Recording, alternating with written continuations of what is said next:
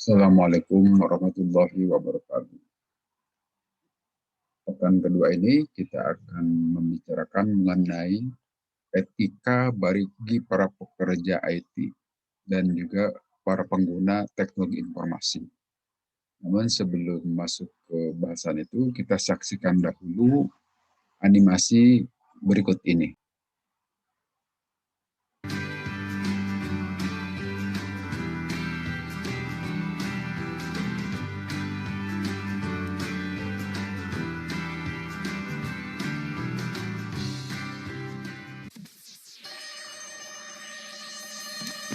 Hahaha, aku akan mencoba mencuri data keuangan bank.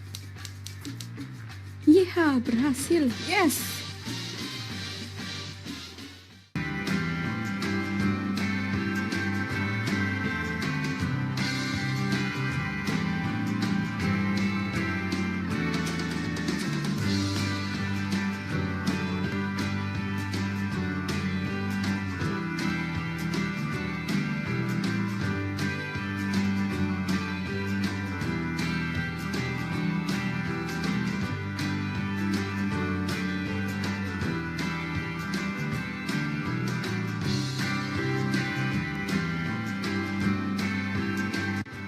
Oke, hari ini waktunya mengecek data keuangan bank.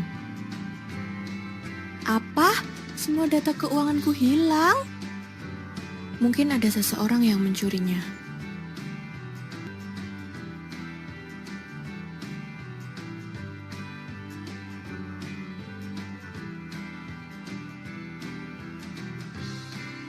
Aku akan menelpon bagian IT untuk membantuku melacak pencurinya.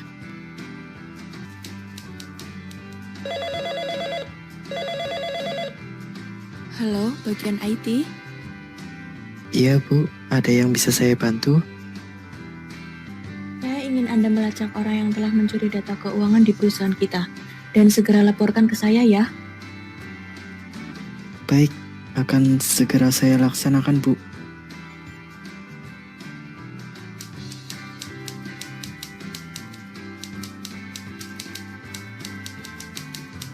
Aha, ini dia ketemu. Aku akan segera melaporkan ke Bu Desi.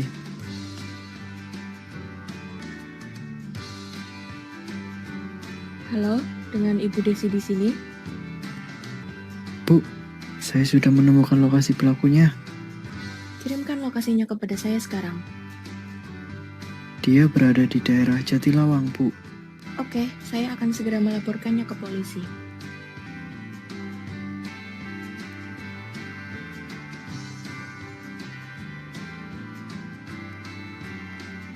Halo, kantor polisi.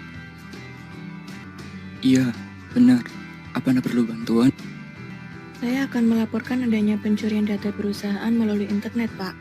Dan saya sudah mengetahui lokasi pelakunya. Pelaku tersebut berada di daerah Jatilawang. Baik Bu, akan segera kami tindak. Terima kasih atas informasinya.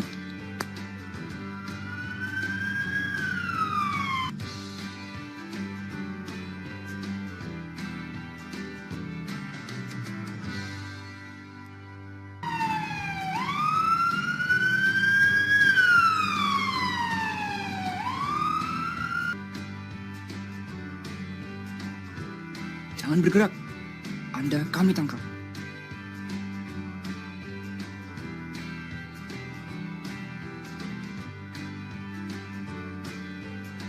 Saya akan periksa komputernya dulu, Pak.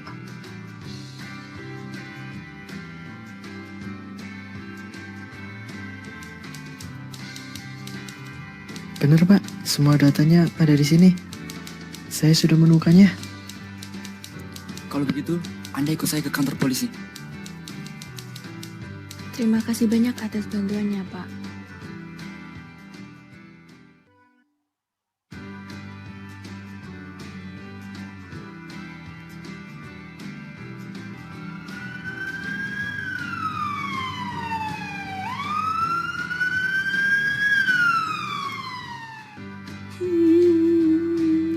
Aku menyesal telah mencuri data keuangan bank.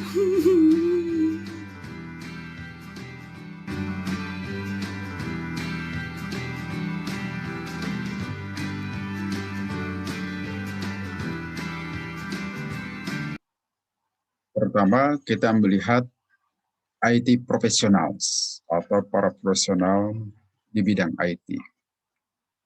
Kita lihat di sini pengertian dari profesi itu sendiri apa, atau profession. Itu adalah sebutan panggilan bagi pemahaman pengetahuan yang terspesialisasi, yang sudah tertentu, khusus. Misalnya kita menyebutkan profesi dokter. Tentu saja itu berkaitan dengan pengetahuan yang berkaitan dengan kedokteran.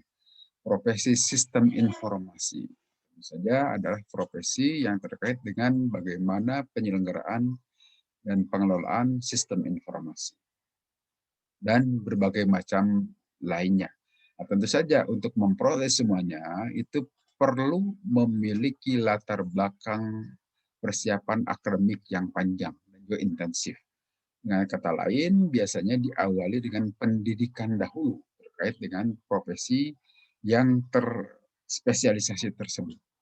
Seperti profesi hukum, ahli hukum, tentu saja setelah mengikuti, menjalani pemahaman terhadap ilmu hukum dan juga tentu saja nanti ada skill atau keterampilan bagaimana menerapkannya. Begitupun profesi sistem informasi didahului dengan pendidikan terkait dengan seluk-beluk mengenai sistem informasi dan bagaimana penerapan di lapangannya melalui berbagai macam cara. Melalui kuliah praktek, kerja praktek maksudnya, tugas akhir, magang, dan yang lain-lain. Nah, itu nanti akan menyiapkan bagaimana profesi tersebut bisa diandalkan dalam penerapannya di masyarakat. Dan kita lihat istilah profesional di sini ya. Seperti tadi, tentu saja membutuhkan pendidikan dan pengalaman yang lebih lanjut di sini. Kalau di kampus, selain diajarkan di bangku kuliah, juga perlu dijalani praktek-praktek lapangan, walaupun sifatnya sementara atau terbatas, gitu. Seperti kerja praktek, magang, melakukan tugas akhir dengan studi kasus di perusahaan tertentu, itu akan membentuk pengalaman, akan membentuk bagaimana pengetahuan mengenai profesi tadi bisa menjadikan Anda makin profesional di bidangnya. Dan juga harus melewati exercise discretion and judgment in there. Tentu nanti akan bertemu dengan berbagai rintangan, berbagai macam hal yang dikecualikan, yang berbeda dengan apa yang diperoleh di dalam textbook misalnya.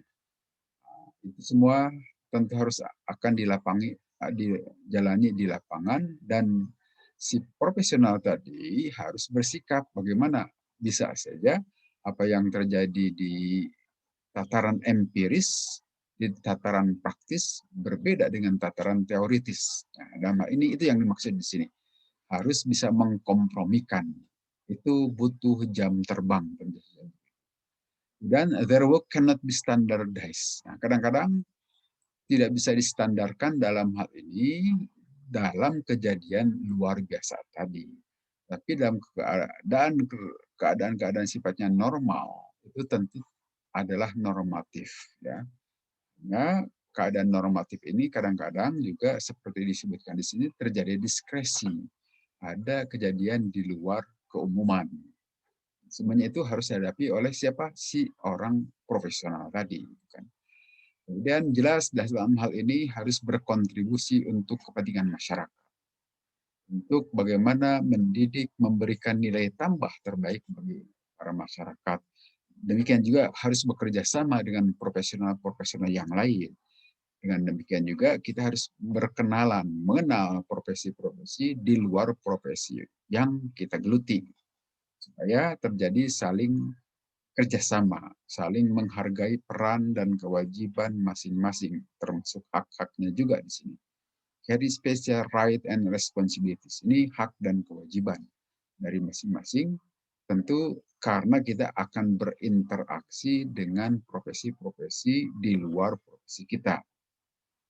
Kemudian IT worker profesional, apakah para pekerja IT itu termasuk kaum profesional? Nah, di sini ada sejumlah catatan di sini. Siapa saja yang termasuk profesional IT itu. Banyak pekerjaan atau ragam profesional IT, seperti menjadi seorang programmer ya, atau bagian dari komunitas programmer, itu juga adalah bagian dari profesional teknologi informasi. Dan sistem analis, dia yang membedah bagaimana menerjemahkan kemauan, kebutuhan para pengguna sistem informasi, diterjemahkan menjadi bahasa sistem informasi, lebih lanjutnya lagi dibahasakan menjadi bahasa coding yang dimengerti oleh programmer, dan kemudian programmer menerjemahkannya ke dalam bahasa pemrograman yang nanti oleh komputer akan diterjemahkan juga ke bahasa komputer. Nah, itu berawal dari sistem analis. Demikian juga software engineer. Ini mereka para perekayasa supaya software itu makin reliable, makin handal. Dengan respon time yang makin cepat, menggunakan memori yang tidak terlalu besar, dan sebagainya. Nah, itu adalah para profesional software di bidang rekayasa software, bagian dari profesional teknologi informasi. Begitupun masih ada profesional yang lainnya, yaitu administrator database. Kita kenal sekarang pemrograman yang digunakan di kita itu atau dalam sistem aplikasi sudah tidak menggunakan cara-cara lama, tapi sudah menggunakan database management system. Lebih jauhnya lagi, sekarang pemrogramannya juga sudah menggunakan object oriented programming. Sehingga di sini dibutuhkan pengelolaan data secara tersendiri, maka juga dibutuhkan para administrator database, sehingga menjadi profesi tersendiri dalam lingkungan sistem informasi. Dalam hal jaringan juga dibutuhkan para profesional yang bisa mengurusi jaringan. Kita ketahui sekarang komputer yang kita gunakan tidak lagi stand alone, tidak lagi berdiri sendiri, tetapi sudah terkonek ke network, ke jaringan. Tidak ada lagi, walaupun hanya berupa HP itu tidak berdiri sendiri, tetapi sudah terkoneksi ke jaringan yang lebih luas. Maka dengan demikian dibutuhkan profesional-profesional lokal area network atau network pada umumnya. Ya.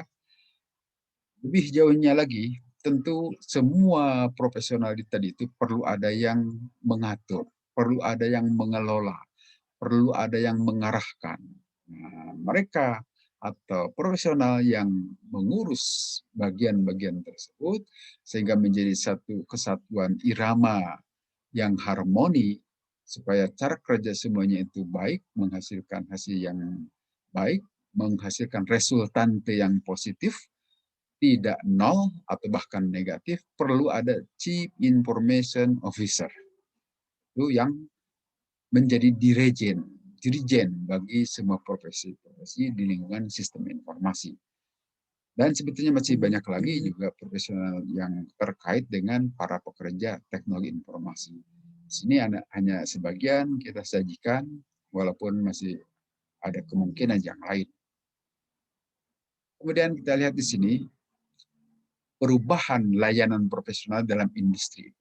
Nah, di sini, para pekerja teknologi informasi memang ditimbang atau masuk bagian dari mereka para profesional dalam layanan dan industri layanan.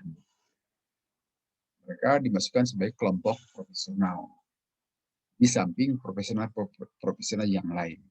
Nah, dalam hal ini sebelum masuk lebih jauh ke sana ada 7 kekuatan ya yang mengharuskan layanan profesional itu terjadi di sini atau harus makin meningkatkan keterampilannya dan demikian juga layanannya tentu saja. Apa yang menyebabkan harus ditingkatkan profesional masing-masing profesi termasuk para pekerja IT di sini client sophistication, kecanggihan klien. Artinya para pengguna dari layanan sistem informasi juga makin hari makin pintar saja. Makin luas saja wawasan pengetahuan dan jelas kebutuhannya juga makin meningkat. Maka dengan demikian akan meningkat pula kebutuhan terhadap layanan, sistem, dan teknologi informasi. Maka pada gilirannya ini juga memaksa, menghendaki terjadinya layanan yang makin meningkat dari para profesional sistem informasi. Tuh. Kemudian yang keduanya governance, tata kelola ya, yang berkaitan dengan persoalan nanti. Tata kelola tentu saja harus semakin rapi, harus semakin baik, harus semakin tidak gampang untuk dibocorkan ataupun untuk dicuri data-datanya oleh pihak-pihak yang tidak bertanggung jawab, maka menghendaki penyelenggaraan governance yang berbasis sistem atau teknologi informasi makin baik. Dengan sendirinya juga menghendaki layanan dari para profesional sistem informasi makin meningkat. Berikutnya adalah connectivity. Dalam hal ini instant communication. Connectivity sebagaimana kita ketahui itu adalah salah satu ciri utama dari revolusi industri 4.0. Itu connectivity. Artinya semuanya saat ini saling terhubung melalui Internet of Things misalnya ya. Sehingga kebutuhan untuk konektivitas dari satu pihak ke pihak lain itu sekarang sesuatu yang niscaya. Oleh karena sesuatu yang niscaya, maka kualitasnya harus makin meningkat. Kalau kualitas makin meningkat, tentu saja kesigapan para profesional sistem informasi juga harus meningkat juga.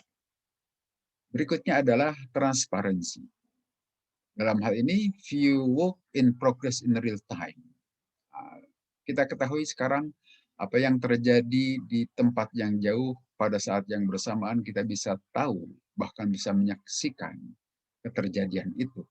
Dengan demikian, artinya makin ke sini, makin harus transparan dan dituntut transparan setiap kegiatan yang semuanya itu transparansi itu diwahanai atau melalui wahana teknologi informasi. Maka dengan demikian juga itu tuntutan terhadap para profesional ahli jaringan ataupun komunikasi data dan yang lain-lainnya harus makin profesional juga melayani kebutuhan masyarakat terhadap transparansi ini. Modularisasi juga sama, ability to trust modules. Nah, aplikasi di sistem informasi sebagaimana kita ketahui itu dibuat modular, ya, dibuat modul-modul kecil-kecil. Nah, itu juga menghendaki makin bagusnya layanan dari para profesional sistem informasi. Globalisasi sama pemahaman seperti di atas, komoditisasi juga sama ya, makin barang-barang yang tadinya tidak dipersoalkan, tadinya tidak menjadi komoditas sebagai kemungkinan dijadikan komoditas bisnis, sekarang sudah bisa dengan adanya transparansi, Internet of Things, dan jaringan makin kuat. Dahulu tidak pernah kita mengenal Gojek, tidak pernah mengenal Tokopedia, dan berbagainya, tetapi sekarang makin meningkat. Pemasaran yang berasal dari satu toko kecil saja bisa mendunia gara-gara ada layanan sistem dan teknologi informasi. Professional relationship that must be managed. Apa yang harus dikelola dalam hal ini para profesional tadi ya? Terutama di sini IT workers akan terlibat, tentu saja nanti harus berbaik-baik memelihara hubungan kerjanya itu dengan berbagai pihak. Dengan para pemberi kerja, employers tentu saja ya, harus baik-baik saja. Para employers itu pemberi kerja dalam hal ini beragam gitu ya. Kemudian klien, itu para pengguna biasanya, para pengguna dari layanan kita, baik untuk hardware, software, dan sebagainya. Para pemasok juga, jangan lupa itu, para pemasok juga itu adalah mitra kerja kita. Para profesional sistem informasi. Profesional yang lain, seperti persoalan nanti urusan ada pelanggaran terhadap aturan ataupun etika yang berkaitan dengan undang-undang tentang ITE misalnya. Kita butuh bantuan dari pihak lain, bantuan dari pengacara misalnya yang tahu hukum mengenai ITE dan sebagainya. IT user jelas juga itu, IT user para pengguna IT itu juga adalah bagian mitra kerja para profesional IT ataupun sistem informasi. Dan masyarakat pada umumnya. Itu semuanya adalah rekanan yang harus tetap kita pelihara hubungan kerja, hubungan baik dengan mereka semuanya itu. Ya. Nah, di sini kita lihat satu persatu hubungan antara pekerja IT dengan employers, pemberi kerja di sini. Para pekerja IT tentu saja harus bisa mengetahui, menyepakati terhadap semua aturan main, aspek-aspek yang berkaitan dengan tata kerja dengan para pemberi kerja. Aturan main bagaimana? Tentu yang harus dituangkan dalam dokumen tertulis, misalnya perjanjian kerjanya. Aspek-aspek yang lain juga terkait dengan hubungan kerja ini tentu harus dituangkan dalam kebijakan perusahaan dan disetujui oleh para pekerja.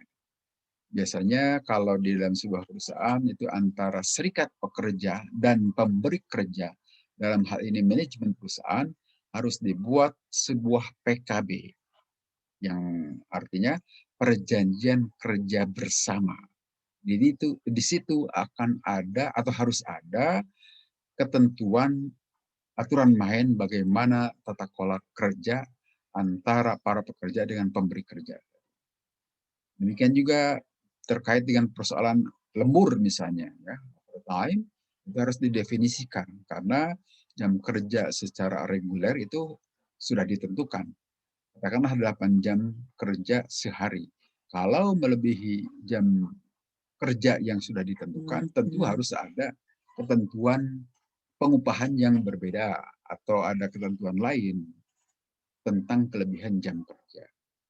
Begitupun dalam hal ini bahwa pemberi kerja, as chair of organization IT resources, nah, sebagai juga penjaga terhadap keutuhan, keberadaan tempat kerja kita, para profesional IT juga, para pekerja IT juga, tentu harus bisa mengamankan, harus bisa bagaimana berdedikasi terhadap perusahaan yang tempat kita bekerja itu sebagai sawah ladang para pekerja IT secara etis.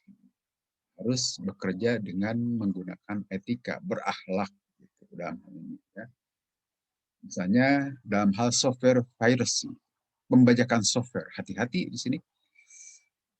Kita sebagai para pekerja IT, bagaimana supaya perusahaan itu tidak sampai terlibat pembajakan software. Jangan gara-gara kita bisa melakukan crack terhadap software tertentu, kemudian kita jadikan software itu sebagai software perusahaan. Jangan diakali dengan hal-hal itu. Kita harus ikut menyelamatkan juga perusahaan tempat kita bekerja itu. Harus yang legal, jangan sampai ilegal. Juga harus kita pelihara jaga, jangan sampai melanggar aturan atau undang-undang yang berlaku. Dan demikian juga kebijakan pemerintah. Ya. Jangan sampai diterabas, diakal-akali dengan bisanya kita melakukan pengakalan, tetapi di satu sisi melanggar ketentuan atau hukum yang berlaku. Demikian juga beberapa kasus yang lain itu tentu saja harus diselesaikan. Ya. Dalam kesimpulan secara umum, kita sebagai pekerja IT di perusahaan tempat bekerja, kita juga harus bisa mengamankan perusahaan itu dari kemungkinan melakukan pelanggaran-pelanggaran khususnya terkait dengan teknologi atau sistem informasi. Di sini juga para pekerja IT harus bisa melihat di sini dalam penentuan kebijakan maupun etika dalam pengambilan kebijakan perusahaan itu terkait misalnya rahasia dagang. Rahasia dagang artinya dalam rangka melakukan persaingan usaha dengan perusahaan-perusahaan lain juga harus diamankan bahwa bersaing itu sesuatu yang dibolehkan, tetapi harus bersaing secara sehat. Jangan sampai melanggar aturan-aturan rahasia dagang orang misalnya. Atau rahasia perusahaan kita juga kita bocorkan. Itu adalah bagian yang harus kita pelihara. Business information generally unknown to public. Harus dipelihara, jangan gara-gara kita memegang rahasia-rahasia perusahaan kita, sembarangan kita jual ke perusahaan lain, atau untuk kepentingan pribadi. kita menjual data-data perusahaan kita untuk kepentingan pribadi ke perusahaan lain, tetapi di satu sisi perusahaan kita dirugikan oleh ulah kita. Itu harus diindahkan, trade secret, gitu. Rahasia-rahasia dagang. Demikian juga whistleblowing ya. Artinya whistleblowing itu kita menjadi peniup peluit jika terjadi ada pelanggaran di dalam perusahaan. Di sini employee attract attention to negligence in illegal, unethical, and abusive. Nah, kita sebagai pekerja, sebagai karyawan, di situ juga harus PK terhadap perbuatan-perbuatan, pelanggaran-pelanggaran yang dilakukan boleh jadi oleh kawan kita sendiri, oleh teman kita sendiri, tapi perbuatan itu sifatnya ilegal. Kita harus menjadi whistleblower di sini, peniup peluit, memberitahukan pelanggaran itu dengan cara misalnya memberitahukan atasannya terhadap pelanggaran itu. Karena kalau kita beritahu secara langsung kepada teman kita itu belum tentu langsung menerima. Maka beritahukanlah ke pihak yang kira-kira bisa mengingatkan orang tadi terhadap pelanggaran. Itu bagian dari perbuatan-perbuatan yang etis, dibolehkan secara etika melakukan hal tersebut. Termasuk kalau kita pun sebagai pekerja IT di dalamnya. IT worker juga di sini boleh dalam hal misalnya pengurusan hardware, software, dan sebagainya at a certain cost and within a given time frame. Kalau misalnya kita mau melakukan pengadaan, mau mengerjakan proyek-proyek di dalam perusahaan itu, tetap harus mengindahkan etika dalam pengertian tidak boleh dijadikan kesempatan untuk melakukan memenuhi kepentingan pribadi, menguntungkan pribadi dengan cara markup harga misalnya, atau waktu pengadaannya diulur-ulur supaya di dalamnya kita bisa bermain dengan pihak ketiga, atau dengan kata lain bermain mata untuk kepentingan kita pribadi. Itu sesuatu yang tidak boleh, tidak etis maksudnya. Demikian juga client provides compensation, hati-hati ini bisa saja pada saat proses pengadaan memberikan kompensasi karena kita berjasa bagi mereka. Nah, secara pribadi memberikan kepada kita, hati-hati itu. Itu bisa menjadi gratifikasi gitu ya, yang sebetulnya melanggar undang-undang yang berlaku di negeri kita. Atau karena pertemanan itu bisa menjadikan kita memberikan akses seluas-luasnya kepada pihak lain itu. Sehingga bisa mengetahui, bisa diberikan hak akses untuk mengakses sistem aplikasi kita. Padahal nanti bisa saja terjadi pelanggaran. Itu yang masuk kelompok social engineering, ya. Rekayasa sosial. Bisa terjadi fraud gara-gara social engineering seperti itu. Pertemanan di sini. Workspace juga begitu, hati-hati memberikan space. Kalaupun kita katakanlah kerjasama dengan rekanan, yang si rekanan itu membutuhkan tempat di sistem komputer kita, tentu saja harus sesuai dengan perjanjian dan dokumen yang disepakati. Semuanya ini relationship is usually documented. Ya, tentu harus didokumentasikan dalam kontrak. Biasanya yang disebut dengan PKS ya. Perjanjian kerjasama atau dokumen-dokumen kontrak. Masih lanjutan hal tersebut, di sini klien bisa juga membuat keputusan mengenai sebuah proyek yang berbasiskan informasi. Kemudian nanti akan direkomendasikan kepada para pekerja IT. Nah, dalam hal ini sama saja seperti tadi, hati-hati bahwa kita itu harus terlibat dalam membuat proyek perusahaan, pasti akan melibatkan rekanan, tetapi tetap jaga profesionalitas kita sebagai para pekerja IT atau para pekerja sistem informasi. Jangan sampai kita melanggar peraturan yang sudah ditetapkan oleh perusahaan. Di sini juga client trust IT worker to act in a client-based interest. Nah, di sini di satu sisi kita tetap jaga profesionalitas kita, juga kita pun harus menghargai peran dan jasa ataupun kontribusi dari para klien. Berikanlah haknya kepada mereka sebagaimana yang tertulis di dalam kontrak kerja itu, kan? Kemudian juga di sini IT worker trust that client will provide relevant information. Tentu saja harus menuntut, kalau tadi sudah didefinisikan hak dan kewajiban masing-masing pihak, termasuk klien. Nah, di satu sisi hak-hak klien kita penuhi, tapi jangan lupa supaya kewajiban mereka juga mereka penuhi juga.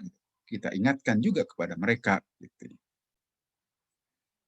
Di sisi lain dalam hal ini, hubungan antara kita sebagai para pekerja IT dengan klien juga, ingat persoalan fraud.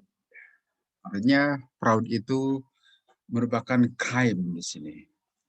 Kriminal, gitu kan, perbuatan kriminal yang terkait dengan persoalan barang, layanan, ataupun properti yang lain, melalui penipuan ataupun trik-trik yang lain, yang mungkin saja bisa dilakukan oleh klien. Ini hati-hati juga.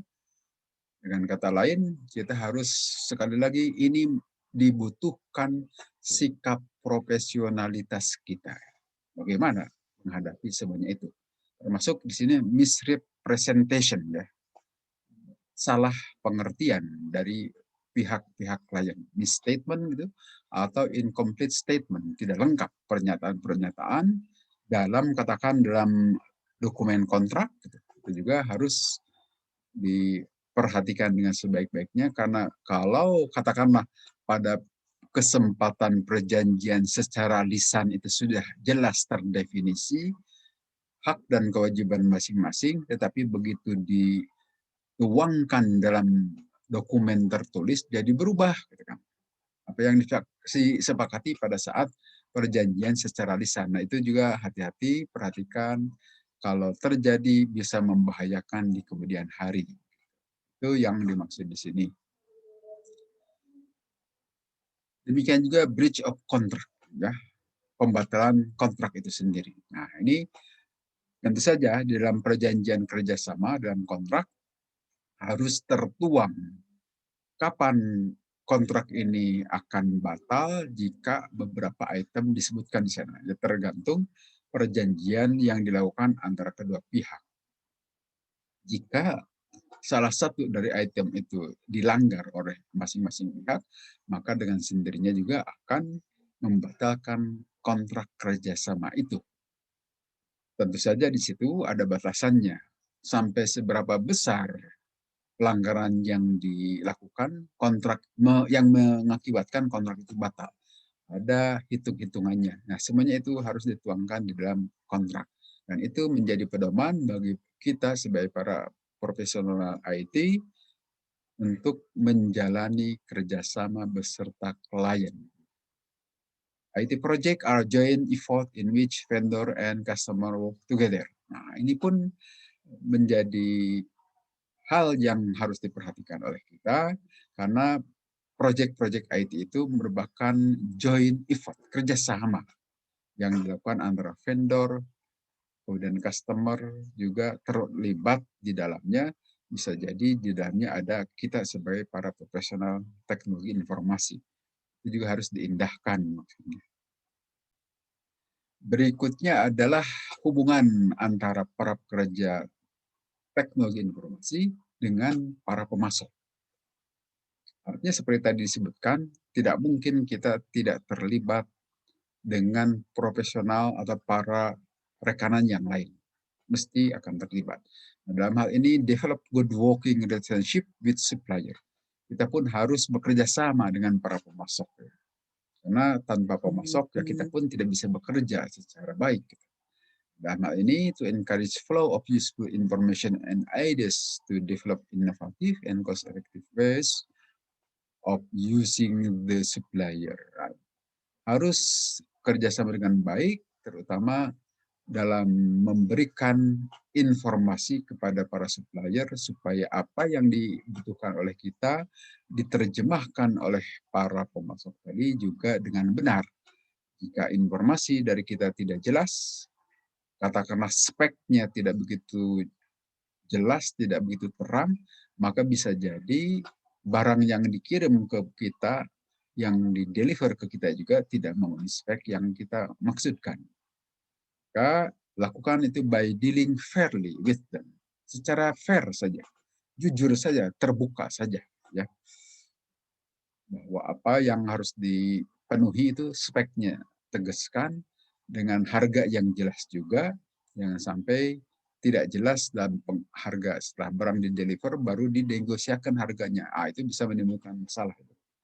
Tapi sebelum di-deliver harus dijelas dulu. Apakah mau dibayar kontan kah, akan dibayar di kemudian hari atau sebagainya. By not making unreasonable demand. Dengan cara tidak memberikan atau membuat permintaan-permintaan yang tidak rasional, ya, tidak beralasan juga. Terus semuanya dilakukan fairly di sini. Kemudian kaitan dengan masa bribery. Ini hati-hati, persoalan suap menyuap ini begitu rentan ya kalau kita hubungannya dengan supplier. Dengan kata lain, dalam proses pengadaan itu tentu saja akan kerjasama dengan para pemasok. Di situ sangat rentan suap menyuap. Kalau kita perhatikan siapa yang ditangkap oleh KPK katakanlah di negeri kita ini, itu umumnya dengan persoalan pengadaan. Karena di sana rentan suap menyuap, bribery di sini. Providing money, property, or favor to obtain a business advantage. Ini terjadi bisa saja berupa uang, berupa barang, ataupun hal-hal yang lain untuk memuluskan bisnis. Sangat banyak terjadi di kita. Hati-hati profesional teknologi informasi, jangan sampai terlibat dalam hal ini ya. Undang-undang di Amerika juga seperti itu, tidak boleh. Tapi tetap saja dalam perilaku banyak orang itu terjadi hal-hal yang seperti itu ya. At what point does a gift become a bribe? Nah, tentu nanti akan ada batasan yang disebut dengan hadiah itu seperti apa sehingga dikatakan sebagai suap. Nah, dalam hal ada hubungan kerja itu ketentuan di negeri kita di KPK sedikit pun tetap saja jangan dikasihkan itu yang namanya hadiah itu. Karena seseorang yang bekerja untuk urusan di tempat yang kita di situ menguruskannya, maka sedikit ataupun banyak ada maksud, tendensi. Karena kalau tidak ada hubungan kerja, tidak akan memberikan hadiah. Maka dengan demikian, dalam ketentuan peraturan di kita, yang namanya hadiah, yang namanya gratifikasi itu tetap digolongkan sebagai suap. Karena secara langsung maupun tidak itu bisa memengaruhi transaksi atau proses pengadaan yang sedang kita urus bersama mereka. No gift should be hidden, tetapi di satu sisi ya jangan ditolak juga, gitu kan. Atau di sini jangan disembunyikan. Ada ketentuan harus dilaporkan kepada KPK. Kalau kita menerima gratifikasi, menerima hadiah, dan seterusnya ini ya, ketentuan itu hati-hati, jangan sampai beri-beri suap menyuap terjadi memengaruhi proses pengadaan.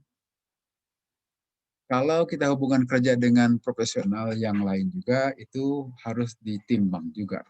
Seperti tadi dikatakan, kita sebagai profesional teknologi informasi tidak mungkin kerja sendiri. Tentu akan terkait dengan profesional yang lain.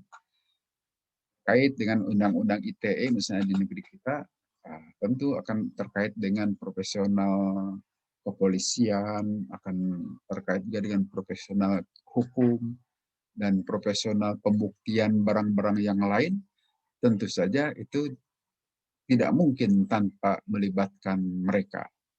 Dengan kata lain, di sini harus feel a degree of loyalty to other members of their profession. Harus menghargai mereka, harus memberikan ruang bagi mereka bahwa mereka juga dihargai sebagai profesional di luar profesi kita. Itu di sini harus ada other adherent to their profession code of conduct. Kita juga menghargai kode etik yang berlaku di lingkungan profesional mereka, ya. Berikutnya adalah hubungan kerja antara para pekerja dengan IT users, pengguna-pengguna IT. Di sini kita sebut IT user itu person using a hardware or software product. Para pengguna, apakah hardware ataupun software. Kemudian IT workers duties, apa tugas kita sebagai para profesional sistem informasi? Kita harus mengerti mereka, kebutuhan mereka, ya. User needs and capabilities. Tentu mereka akan beragam. Ada yang sudah banyak tahu tentang IT, teknologi, informasi, ada juga yang baru mengenal. Nah, dalam hal ini tentu akan sikap dari kita juga dibutuhkan dengan cara yang berbeda. Deliver products and services that meet those needs. Kita harus bisa memberikan layanan atau barang yang mereka butuhkan sesuai keinginan, kebutuhan mereka. Dan seterusnya di sini, ya. Kalau bisa, ya, ini jangan dianjurkan begini. Harus kita mendiscourage software piracy. Seperti kalau kita belanja barang-barang IT ke toko-toko IT, kadang-kadang itu toko IT itu justru memberikan kesempatan supaya barangnya dibeli itu dimudahkan kita memperoleh sejumlah software dari toko mereka. Tapi softwarenya itu umumnya bajakan. Yang kadang-kadang berlakunya itu hanya beberapa waktu tertentu. Setelah waktu itu terlewati, itu kita jadi tidak bisa menggunakannya lagi, kan? Karena itu memang biasanya bajakan. Nah, bagi kita profesional teknologi informasi, jangan begitu. Kita justru harus melindungi mereka, para pengguna user itu, supaya menggunakan softwarenya itu secara legal dan benar, ya, bukan diberi kesempatan membajak software-software yang sudah kita miliki. Kemudian juga to minimize inappropriate use of corporate computing resources. Kita harus meminimalkan, ya, penggunaan yang tidak pas, yang melanggar aturan, menyalahi policy kebijakan dalam tata kelola teknologi informasi bagi perusahaan-perusahaan yang meminta atau membutuhkan jasa konsultasi kepada kita misalnya. Itu juga dalam sharing of information, ya. Seperti misalnya sharing password, itu tidak boleh menurut aturan. Tetapi di perusahaan-perusahaan itu sudah biasa seorang direktur itu memberikan passwordnya itu kepada sekretarisnya. Sehingga sekretarisnya yang lebih banyak ngurus surat-surat bagi si bosnya itu. Dari ketentuan sistem informasi itu tidak boleh sebetulnya. Itu kita harus bisa memberikan sosialisasi kepada mereka untuk tidak melakukan pelanggaran terhadap aturan-aturan tadi. Selanjutnya adalah hubungan profesional IT dengan masyarakat pada umumnya. Nah, tentu di sini society expects member of profession. Tentu saja masyarakat membutuhkan, ya, bagi profesional sistem informasi untuk bisa memberikan manfaat yang jelas bagi masyarakat pada umumnya. Ada manfaat yang jelas bagi kehadiran kita di tengah-tengah mereka. Kemudian juga tidak menimbulkan persoalan melalui kegiatan-kegiatan mereka, ya, seperti misalnya penggunaan media sosial. Kita harusnya bisa memberikan arahan ke lingkungan sekitar kita dalam penggunaan media itu. Jangan menggunakan itu secara sembarangan misalnya. Nanti bisa berakibat hukum, berakibat pelanggaran etika sosial yang bisa merugikan mereka juga tentu saja. Action of an IT worker can affect society. Tapi kalau kita sudah dianggap sebagai profesional IT dan kita bisa memberikan penyuluhan-penyuluhan untuk kebaikan penggunaan perangkat-perangkat tadi, tentu itu biasanya membaikkan keadaan, membaikkan kondisi. Ya.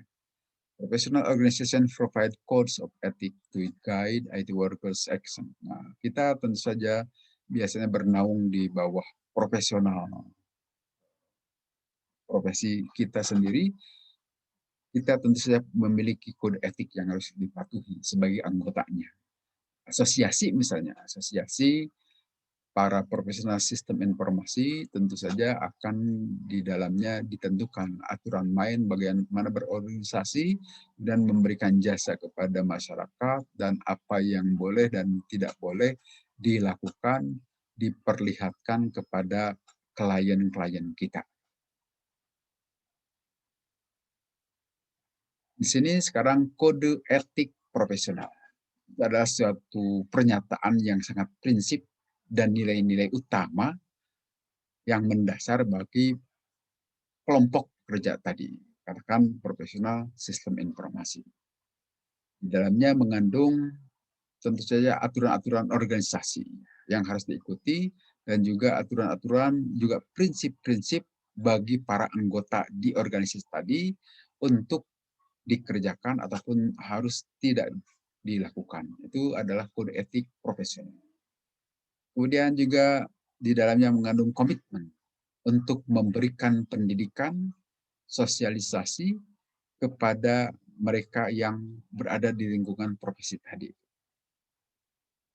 To those who practice the profession, artinya kepada junior-junior kita dan seterusnya. Kemudian kita juga mengenal professional organization, organisasi profesional. Ini sebagaimana tadi untuk dokter, ada IDI misalnya, Ikatan Dokter Indonesia itu adalah organisasi profesional para dokter. Untuk advokat ada Peradi misalnya, ya, dan ada yang lainnya itu. Begitupun untuk profesi profesional yang lain, itu, ada biasanya asosiasi ataupun organisasinya. Termasuk untuk sistem informasi juga di sini setidaknya ini untuk tingkat dunia ini ya sudah dikenal ada ACM misalnya, Association for Computing Machinery. Ini adalah sudah dikenal di tingkat dunia yang di samping itu juga sudah mengelola sejumlah jurnal yang jurnalnya itu sudah masuk kelompok Q1 ini yang diterbitkan oleh ACM. Begitu juga ini untuk IEEE ya, IEEE untuk kelompok Computer Society. Ini adalah organisasi yang terkait dengan para profesional komputer, masyarakat komputer yang di bawah naungan IEEE. Karena IEEE sendiri itu asal usulnya untuk Electrical and Electronic Engineer, para insinyur elektronik dan kelistrikan. Tapi memiliki bagian tersendiri untuk mewadahi masyarakat komputer. Juga ada Association of IT Professional. Di kita juga di Indonesia ada itu untuk kumpulan para profesi sistem informasi seperti di Aptikom itu salah satunya itu bisa menjadi tempat berkumpulnya para profesi sistem informasi ataupun teknik informasi secara nasional. Berikutnya, untuk menjadi seorang profesional itu memang biasanya diperkuat dengan memiliki sertifikat. Sertifikat keahlian, sertifikat profesi tadi. Yang menunjukkan dia memiliki pengetahuan tertentu terkait dengan profesi tadi. Set of skill, knowledge, or abilities in the opinion of the certifying organization. Nah, kalau di kita banyak itu sertifikat yang bisa diperoleh sebagai profesional sistem informasi. Misalnya dari ISAKA, ada CISA, CISM, dan sebagainya yang menunjukkan bahwa kita itu sudah diakui sebagai profesional sistem informasi bidang-bidang audit sistem informasi, bidang keamanan informasi, dan sebagainya. Tergantung bidang mana yang akan kita ikuti profesi kita. Dan juga dikaitkan di sini can also apply to product ya, terkait tadi jenis-jenisnya tadi ya. Dan umumnya adalah voluntary di sini, volunteer biasanya ya. Kemudian sertifikat juga di sini ada dua macam setidaknya, ada sertifikat vendor. Sebagaimana Anda ketahui, misalnya dari Cisco itu mengeluarkan sertifikat terkait dengan bagaimana seseorang itu sudah menguasai persoalan yang cara-cara kerja yang ada di Cisco, perangkat-perangkat yang dikeluarkan oleh Cisco, maka kalau seseorang itu sudah cukup mahir memahami mekanisme kerja itu, nanti Cisco mengeluarkan sertifikat.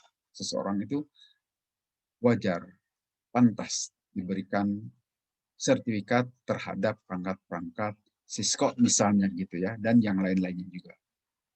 Ada juga di sini Industry Association Certification, sertifikat yang dikaitkan dengan industri. Require a higher level of experience and a broader perspective. Nah, ini tentu saja lebih luas lagi. Kalau tadi vendor itu sekadar di vendor itu saja, produsen dari peralatan yang diproduksi oleh pabrik tersebut dikuasai, diberikan sertifikat. Tetapi kalau untuk industri, ini lebih luas lagi, seperti sertifikat profesional pada umumnya.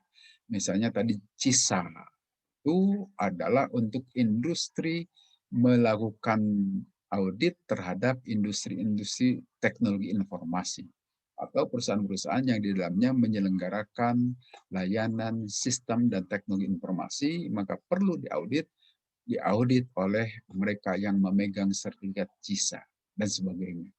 Ini melalui ujian, melalui pendidikan dahulu, baru nanti akan dikeluarkan sertifikat, dan juga ada disyaratkan sudah pengalaman dahulu. Kalau Anda sekarang sebagai mahasiswa ikutan ujian CISA, katakan lulus secara tertulis, sertifikatnya belum akan dikeluarkan sebelum Anda menunjukkan bahwa Anda sudah punya pengalaman kerja 2 tahun. Baru dikeluarkan sertifikatnya, gitu ya. Jadi di situ butuh jam terbang juga untuk mengeluarkan sertifikat bagi jenis sertifikat industri. Di pemerintahan juga ada yang mengeluarkan semacam sertifikat tadi, ya, atau disebutnya di sini government licensing, lisensi dari pemerintah. Nah, di sini adalah lisensi itu yang dikeluarkan oleh pemerintah sebagai izin, sebagai pernyataan bahwa seseorang itu sudah bisa mengoperasikan atau melakukan kegiatan tertentu. Katakanlah seperti Anda memperoleh SIM, itu kan surat izin mengemudi, itu yang mengeluarkan pemerintah setelah melalui ujian tertentu, apakah secara tertulis ataupun di lapangan. Itu licensing, government licensing, ya. Dan tentu saja nanti seperti bagi calon-calon pegawai negeri, ada juga yang harus melalui prajabatan misalnya. Itu sebelum masuk ke dunia kerja secara langsung di lapangan, harus ikut dulu prajabatan. Yang kalau lulus berarti dia siap untuk menjadi pegawai. Dan lancar-lancar saja berikutnya ke sana. Karena menjadi syarat bagi memperoleh sejumlah, katakanlah kenaikan pangkat, tunjangan, lain-lain, memperoleh jabatan, dan seterusnya. Ini generally administered at the state level in the United States. Nah, ini cerita kita di Amerika nih. Di Indonesia juga ada begitu ya, sejumlah persyaratan. Katakanlah untuk dosen itu harus memiliki sertifikat dosen misalnya. Itu yang mengeluarkan pemerintah, kan? Untuk apa? Ya untuk kepentingan karir dosen itu sendiri nanti ke depannya. Termasuk guru juga. Government licensing.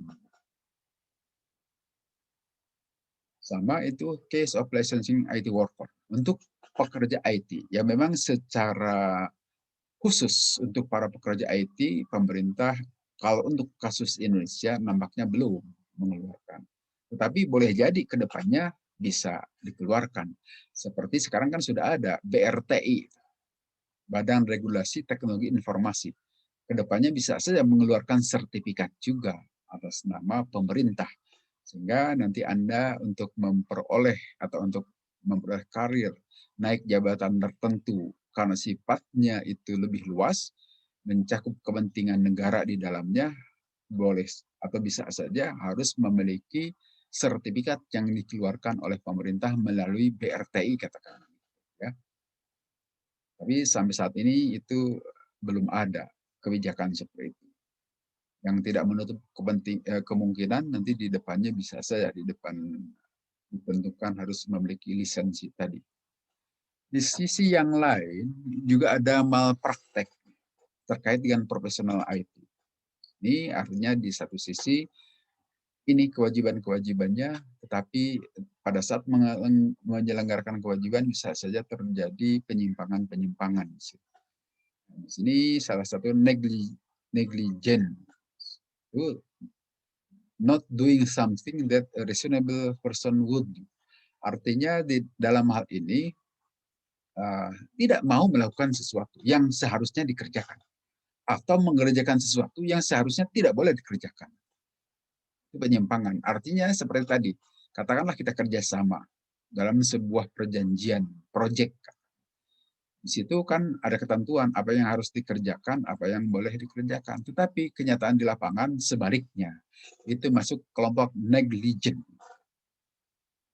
Termasuk malpraktek. Duty of care juga sama ya. Obligation to protect people against any unreasonable harm or risk. Ini adalah kewajiban untuk memberikan perlindungan masyarakat atau orang terhadap sesuatu yang tidak beralasan kebahayaan atau risiko tertentu. Nah, ini tidak dikerjakan, duty of care ini misalnya itu juga bagian dari malpraktek profesional IT.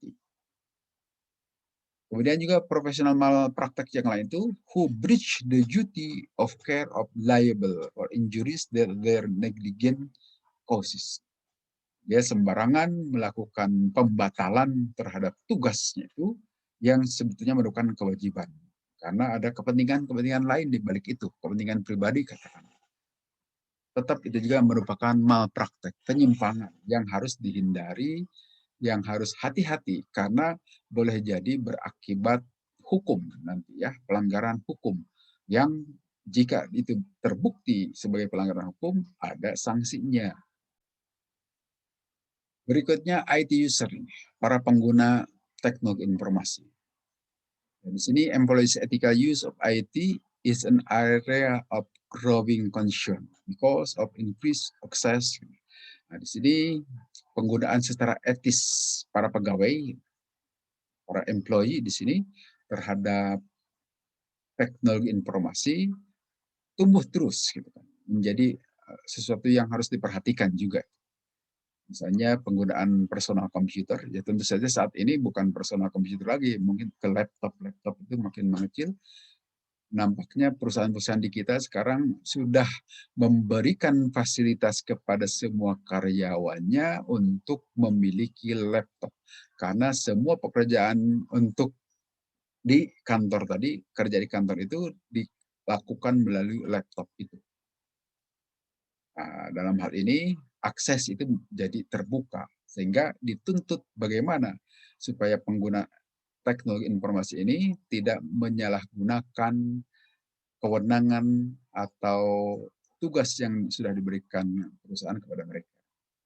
Personal computer, corporate information system and data. Nah, dalam hal ini hati-hati maksudnya supaya data dari perusahaan tadi itu tidak diperjualbelikan, tidak digadaikan ke pihak-pihak yang tidak berkepentingan hanya untuk kepentingan pribadi. Begitupun penggunaan internet ya. Jangan sampai waktu kerja hanya digunakan untuk bermain internet saja.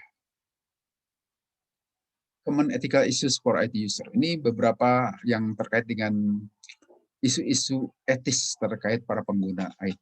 Ya, jadi pembajakan software, kemudian ketidaktepatan penggunaan sumber-sumber komputasi ya komputer itu sendiri. Jadi di sini itu yang terkait dengan perilaku atau etika yang berkaitan pengguna IT. Inappropriate sharing of information, salah menggunakan sharing kerjasama dalam pengelolaan informasi. Contoh yang tadi seperti sharing password itu ya, salah satu yang sering ditemui di lapangan. Atau private data itu hati-hati juga kita diminta data, kemudian data itu digunakan untuk kepentingan-kepentingan yang tidak ada kaitannya dengan perusahaan, apakah data para pekerja ataupun para pelanggan. Data-data rahasia mengenai perusahaan jangan sampai bocor ke pihak-pihak yang tidak bertanggung jawab. Kemudian supporting the ethical practices of IT user. Ini beberapa hal yang bisa ditempuh untuk para pekerja atau para pengguna IT ya, supaya bertindak etis gitu maksudnya. Policies that protect against abuses. Nah, tentu harus ada kebijakan di sini. Sejumlah aturan main yang harus disosialisasikan kepada para pengguna IT. Karena makin marak sekarang ini penggunaan teknologi informasi ataupun perangkat informasi dalam bentuk laptop, dalam bentuk HP, dan sebagainya. Policy components include harus mengandung beberapa hal di sini, establishing guideline. Harus ada guideline tentang bagaimana kebijakan perangkat lunak perusahaan. Didefinisikan di sini sumber-sumber IT itu apa saja, supaya tidak disalahgunakan. Mana yang punya perusahaan, mana yang punya pribadi, seperti bedakan antara laptop untuk kepentingan atau pemberian kantor atau inventaris kantor dengan HP kepunyaan pribadi. Sehingga akan ada bedanya penggunaannya. Dan seterusnya di sini ya, beberapa hal yang harus dikaitkan. Compliant, berikutnya adalah compliant. Artinya patuh terhadap aturannya. To be in accordance with established policies, guideline, specification, and legislation. Harus ada kepatuhan dari para pengguna teknologi informasi. Nanti kepatuhan terhadap sejumlah hukum, seperti sudah disebutkan, ada Sarbanes-Oxley Act ini. Ini juga mengatur sejumlah internal kontrol di dalamnya, terkait dengan proses bisnis, bagaimana penyelenggaraan tata kelola, pelaporan keuangan dari bisnis proses yang berbasis IT. Dan berikutnya sama ini ya, kepatuhan terhadap aturan main, tentu yang lebih utama lagi aturan main yang berlaku di perusahaan itu, yang berlaku di negara itu, katakanlah di negeri kita, itu pun harus diindahkan. Major challenge to comply with multiple government and industry regulation that are sometimes in conflict. Tapi bisa saja terjadi konflik di dalamnya. Katakan contohnya misalnya di kita Undang-Undang ITE kan, di satu sisi Undang-Undang ITE itu sekarang masih berlaku kan, tapi sekarang sedang dipersoalkan. Malah presiden yang mengatakan harus ada revisi, kan? Karena penerjemahannya di lapangan itu terlalu melebar, terlalu seenak para penegak hukum, sehingga banyak sekali orang terjerat. Padahal bukan itu jiwa dari Undang-Undang ITE. Nah, dalam hal ini itu yang dimaksud boleh jadi sometimes in conflict. Tentu saja tetap harus disosialisasikan, tetap harus hati-hati para pekerja, para pengguna IT supaya tidak melakukan pelanggaran. Karena undang-undang itu tetap masih berlaku. Kemudian to meet this challenge, implement software to track. Bisa saja dibantu dengan ada software, track and record compliance action. Jika terjadi pelanggaran, maka software itu memberikan peringatan misalnya. Itu lebih bagus. Hebat kalau ada begitu. Ternyata Anda melakukan ujaran kebencian, ini harus dihapus. Kalau ada yang bisa gitu, bagus. Jangan disebarkan, karena belum dijamin kebenarannya misalnya. Ya. Kemudian audit committee. Nah, kita tahu di perusahaan-perusahaan besar biasanya ada komite audit. Nah, itu juga bagian dari perusahaan yang bisa melakukan oversight for the following activities. Ini melakukan pengawasan terhadap sejumlah aktivitas yang terkait dengan penggunaan teknologi informasi. Mereka bisa memberikan peringatan tentang kualitas dan integrity accounting and reporting practices and control. Ini terkait dengan praktek-praktek penggunaan perangkat teknologi informasi, terutama tentu yang terkait dengan perusahaan tadi. Compliant with legal and regulatory requirement. Di mana kepatuhan terhadap hukum yang berlaku, apakah diikuti atau tidak, mereka nanti berperan. Tentu juga dalam hal ini terhadap para karyawan yang lain. Performance of company's internal audit team juga harus bagaimana bisa menggerakkan supaya peran internal audit makin menguat juga di dalam perusahaan tadi. Itu tugasnya komite audit. Harus mengingatkan kepada board of director. Ringkasan di sini, apa yang sudah kita bahas mengenai profesional, para profesional, terutama profesional IT. Di sini require advanced training and experience, bahwa seseorang disebut profesional itu tentu harus melewati sejumlah pendidikan dan pengalaman kerja. Kan boleh Anda baca lagi. Kemudian dari sisi legal tentu yang seorang yang profesional itu has passed the state licensing requirement. Dia harus pernah punya lisensi. Karena seperti tadi seseorang dikatakan profesional bisa melakukan nyetir, bagi seorang sopir truk gandeng harus punya SIM B1. Bagi seorang pilot juga begitu. Dan bagi seorang profesional sistem informasi, dia setidaknya sudah memiliki sertifikat industri tadi, seperti punya CISA, punya CISM, dan yang lain-lainnya. Kemudian bisa juga nanti dikeluarkan dari pemerintah ya. Kemudian IT professional have many different relationship. Nah, tadi seperti disebutkan banyak hubungan kerja yang harus dibangun oleh para profesional IT dengan profesional-profesional yang lain. Kemudian juga ada kode etik profesional. Itu harus dijadikan bagian sebagai rambu-rambu dalam menjalani profesi seseorang, dalam menjalani kerjaan dengan pihak-pihak yang lain. Harus diindahkan. Licensing and certification of IT profesional di sini would increase the reliability. Ya, tentu saja akan meningkatkan kehandalan seseorang dan efektivitas dalam menjalankan kerja sebagai profesional sistem informasi. Kemudian organisasi juga di sini tentu saja ada hubungannya dengan IT, harus membangun kode etik di dalam perusahaan itu sendiri untuk memberikan rambu-rambu bagi para pekerjanya, para karyawannya. Dan tidak lupa di dalamnya ada komite audit dan internal audit yang itu pun sebagai penjaga etika di dalam perusahaan, termasuk menjaga etika para profesional sistem informasi. Demikian perkuliahan kita kali ini. Sampai di sini. Assalamualaikum warahmatullahi wabarakatuh.